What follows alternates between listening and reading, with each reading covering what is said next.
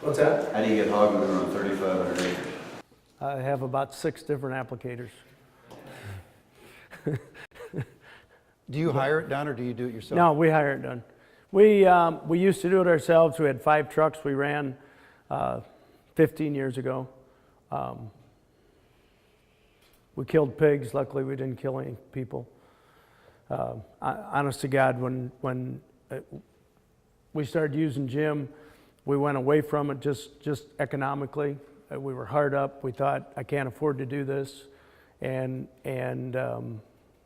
it's was one of the worst mistakes, one of the worst decisions I made. It costs money. Unfortunately, the vertical integrators don't want to pay for that. They should pay for that. They should help pay for that. Mm-hmm. I've tried convincing vertical integrators to treat their manure. Everybody will come back and say, well, it still smells. Well, yeah, you never get rid of the smell, but Oh, you'll dramatically reduce it. I mean, You'll- it you'll won't be the rancid. you'll reduce the rancid odor Right. of manure by treating it. Right. And you'll increase the health of the pigs, you'll increase the health of the workers, you'll take the risk of killing somebody or killing people. We had a flash explosion. We're kind of getting off course on the manure, but we had a flash explosion 2 springs ago. I hired one of our applicators to come and haul 200,000 gallons out of a building. It was a beautiful day. He was pumping. He switched buildings. The wind let down. You know, you can get kind of a heavy, cool evening in the spring of the year. He moved the pump, put it in the pit, had it at an idle. Literally had the tractor at an idle. It just so happened the pump out right inside was a heater. There were 50 pigs in a 1,200 head barn. He was walking from the tractor to the load stand to move it across and hook it up, and he heard the pigs squealing. He turned around and he said there was a blue flame going to the ceiling. It lasted for 20 seconds. He called me. He said, I didn't know what, he was going crazy on me. He said, I don't know what just happened, but it's like the building exploded. And it literally, in 2 pans, it melted in 20 seconds maybe. It melted the PVC, the electrical conduit. It melted the feed line and absolutely sins the hell out of the pigs, the bottom side of the pigs. There happened to be like 6 pigs in those 2 pens, and we shot all 6 of them. A year ago in January, we had a 4,800 head finisher burned to the ground. The insurance company came and investigated for 3 weeks, Matt. We kept removing tin. We did this, we did that. They brought electrical engineers. They brought mechanical engineers. They could not prove what started the fire. I told them from the very beginning that it was a gas explosion. Everybody I talked to Jeff Hansen with Iowa Select, a variety of building people, they said, oh no, it was gas. We had the building all closed up. It was in January 9th. It was cold as hell. We had the building all closed up. And we just believed that gas come up, furnace ignited it, and the building burnt. Yeah. So needless to say, we're treating all our pits. We went back to using Jim's product. That was when you weren't doing it, right? Exactly. But you know, it's tough. You make decisions many times because you don't have the money. And sometimes it might be the costless decision you made. Yeah. And that was costly for us. And the insurance company paid, absolutely. Yeah. But when my employee had just left that building at 5 o'clock that afternoon. Mm-hmm. And I guarantee you, when that thing ignited, it was a blue flame clear to the ceiling. And he left there at 5 o'clock in the afternoon. I went to a local high school basketball game, and at 6:30 I got the phone call. You know, so it scares the hell out of you.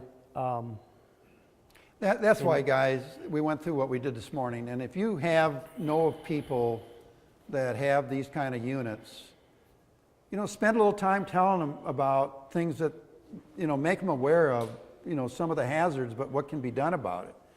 And, it's an educational process, because it's just like the vertical integrators. They put up a brick wall in front of you. And so what I've done is what's in it for you as vertical integrators. And you got to go to the bottom line. What does it mean to them in a dollar?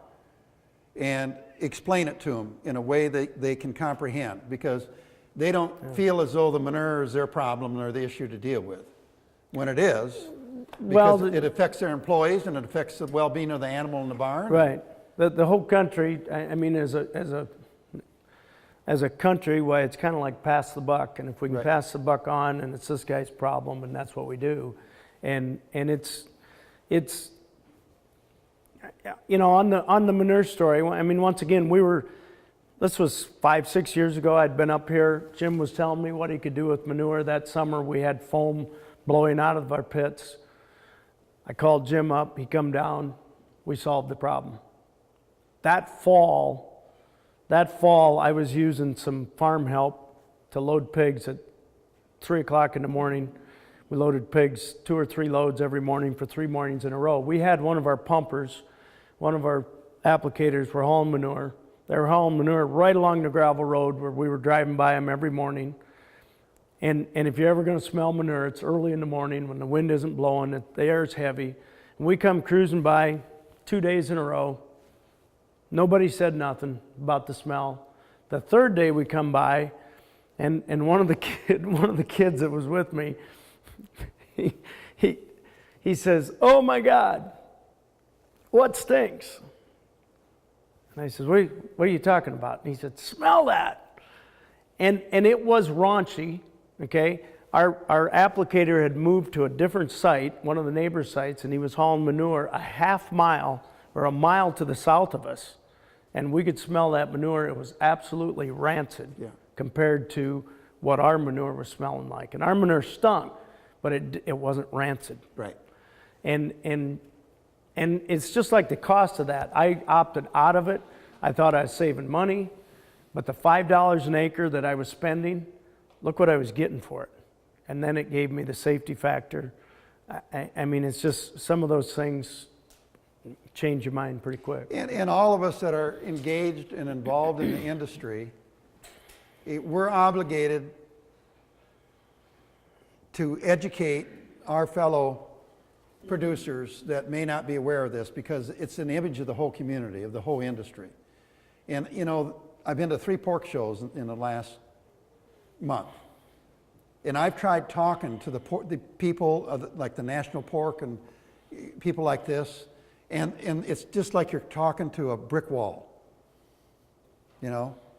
just like, oh no, we don't have an issue. Yes, you have an issue. You have an image. You have an industry image issue. And you need to be addressing it, because otherwise this is going to be this wide every time you want to put up a CAFO, okay? That's what's happening. And so, we all have a vested interest in this. Yeah, it's so hard to sell it. Jim's, if you guys know Jim very well, he might be capable of overselling something, but have patience, give it time, because it point blank works. I'm working on a very tough site, a couple tough sites. They have fly issues. I started treating these pits myself. We had been treating them. I started treating them on the other end, inside the buildings, which Jim can't do, or it's difficult to do it that way because people, biosecurity and what all that. And so I started treating these pits with Jim's product. And I just had Dennis the other day, was talking to him on some other buildings, and he said, God, he said, I don't know what happened to that site. That Irvington site, he says, there just weren't hardly any flies down there last year. Well, we started breaking up the crust, and we started making activity. But it doesn't happen overnight, and you've dealt with Dennis, and everybody wants something to happen just like this. Yeah. Everybody wants, you can say, I want my soil to change, but it takes time.